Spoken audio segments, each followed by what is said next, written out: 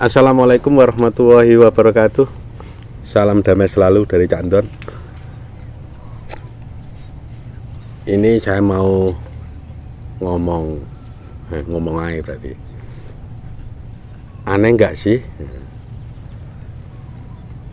hidup kita yang tidak pernah marah?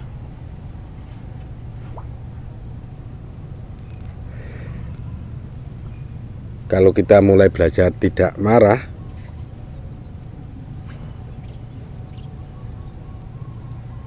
pasti orang banyak mengatakan, wah, kamu sudah mempelajari ilmu malaikat. Oh, seorang kiai pun masih marah-marah terhadap santrinya kalau nggak mau sholat. Begitu. Tapi bagi kita yang masih muda, mulai belajar tidak marah, ini sesuatu yang WOW menurut saya, bukan aneh. Mungkin orang lain yang tidak tahu mengatakan ini aneh.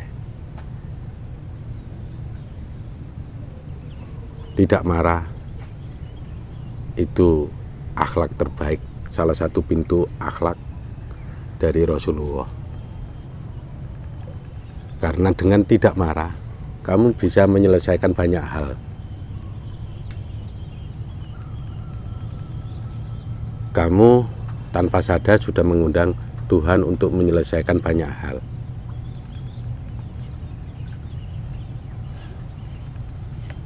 Apa yang seperti itu kamu katakan aneh? Bukan sesuatu yang aneh. Orang yang selalu terhubung dengan Tuhannya, harusnya orang itu belajar tidak marah.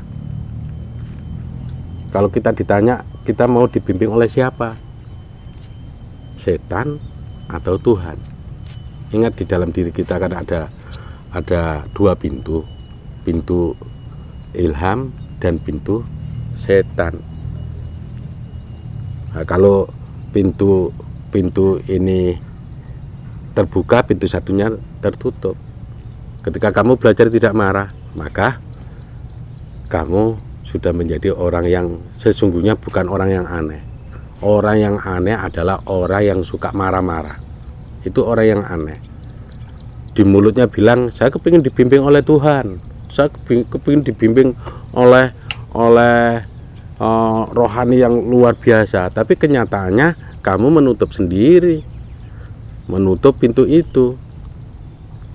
Harusnya belajar tidak marah itu bukan sesuatu yang aneh, dan itu yang harus dijalani oleh makhluk-makhluk ciptaan Tuhan. Jangan marah, karena marah itu membuat dirimu jauh sama Tuhan. Seperti itu. Setiap permasalahan ada satu kunci. Setiap permasalahan itu bisa diselesaikan dengan cara tidak marah. Karena dengan tidak marah kamu akan bisa membaca aneka medan, aneka keadaan.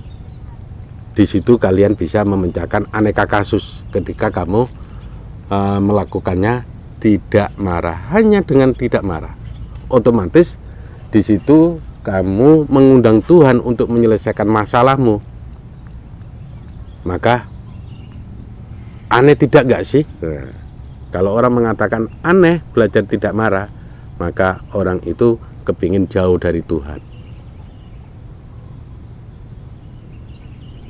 Tidak marah itu penting. Penting kita menjalani hidup ini.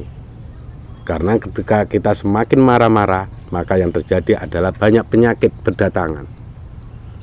Karena kita diciptakan tidak hanya energi marah aja, energi negatif. Kita diciptakan menjadi seimbang. Maka nggak perlu ada energi negatif di dalam diri kita. Semakin kalian suka marah-marah, maka kalian juga mengundang penyakit yang lain di dalam dirimu. Sahabat, dengan tidak marah kita akan mengenali aneka medan permasalahan kehidupan. Dengan tidak marah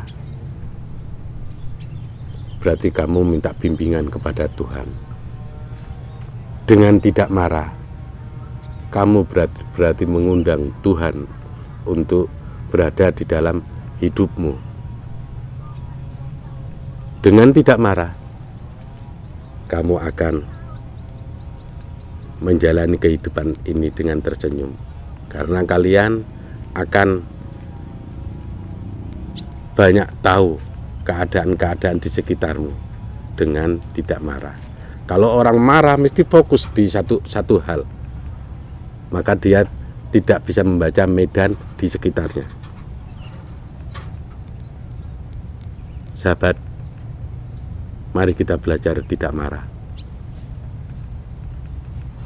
Karena dengan tidak marah, kita akan damai dalam hidup kita. Kita akan sejahtera tubuh kita. Sejahtera yang bagaimana? Jauh dari penyakit.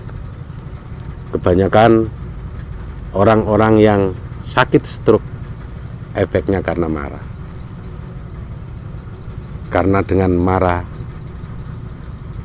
tubuhmu atau saraf-saraf tubuhmu akan rusak. Berapa juta saraf yang ada di dalam tubuhmu, maka itu akan membuat diri kalian stroke. Maka tidak ada untungnya hidup kita dengan sebuah kemarahan, karena kita akan jauh dari Tuhan. Cukup dari saya. Semoga ini menjadi sebuah perenungan dalam hidup kita. Wassalamualaikum warahmatullahi wabarakatuh.